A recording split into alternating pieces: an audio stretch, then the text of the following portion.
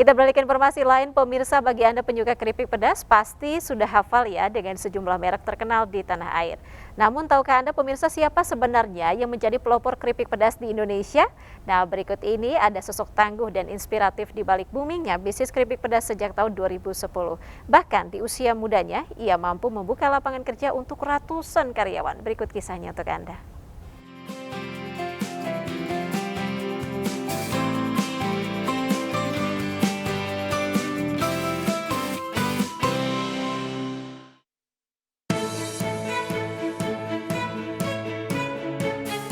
Siapa yang tak kenal keripik pedas Maici?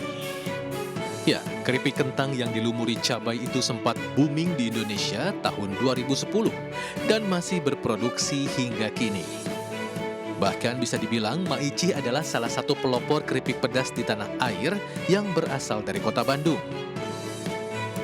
Namun siapa sangka, di balik kesuksesan Maici terdapat sosok muda yang tangguh, inovatif, dan inspiratif, serta penuh gagasan, hingga berhasil menyulap makanan kampung menjadi produk bernilai jual tinggi.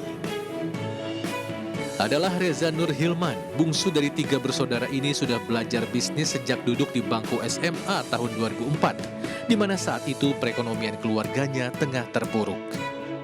Dari situ Reza termotivasi mencari penghasilan sendiri dengan berjualan apa saja, mulai dari baju, roti, dan bahkan ia harus keluar pulau untuk mencari bisnis lain. Hingga suatu hari di bangku kuliah, ia menemukan peluang emas dari camilan kesukaannya, yang biasa orang Sunda sebut dengan keripik lada.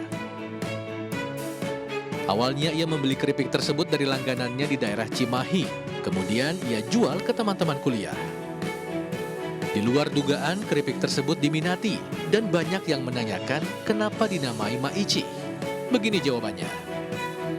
Karena waktu itu yang ngebuat keripik pedas, ya, menyerupai mama banget dengan pakaian kesederhanaan, pakai siput gitu ya, terus dia ngulek cabe yang sampai detik ini saya nggak hafal namanya siapa beliau itu, saya namanya langsung Maici. 2 bulan berjalan, pesanan pun terus berdatangan. Dari situlah Reza memberanikan diri untuk membuat desain kemasan dengan logo sosok perempuan tua dengan sanggul tradisional. Diakui Reza, produknya juga menjadi pencetus keripik dengan tingkat kepedasan atau level.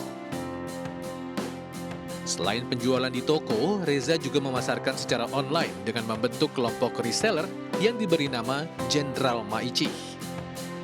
Luar biasa memang perjuangan Reza selama kurang lebih 10 tahun terakhir demi membuat bisnisnya tetap berjalan.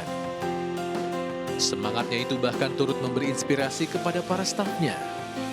Itu inspiratif dan juga humble gitu orangnya gitu. Jadi selaku pebisnis sukses gitu, beliau juga sering ngasih ilmu lah atau dia pengalaman dia dari awal gitu Pak. Di masa pandemi ini, Reza bersama stafnya besar-besaran melakukan promosi di media sosial. Siapa sangka, semangatnya itu pernah membawa produk Maici tembus omset 7 miliar rupiah per bulan. Itu kenapa kita harus punya impian, kita harus punya mimpi atau tujuan atau goal yang jelas. Ya, tak mungkin ingin membagikan orang tua seperti saya waktu dulu ya, ingin punya kehidupan yang lebih baik, ingin punya ingin bisa traveling, misalnya jalan-jalan apa segala macam. Nah, itu perlu untuk memotivasi kita, trigger kita untuk bisa ngehajar apa yang mau kita eksekusikan. Reza juga menekankan bahwa tidak ada kata gagal dalam berusaha. Kegagalan justru terjadi ketika kita berhenti berusaha. Dari Bandung, Jawa Barat, Billy Maulana Fingkran, iNews melaporkan.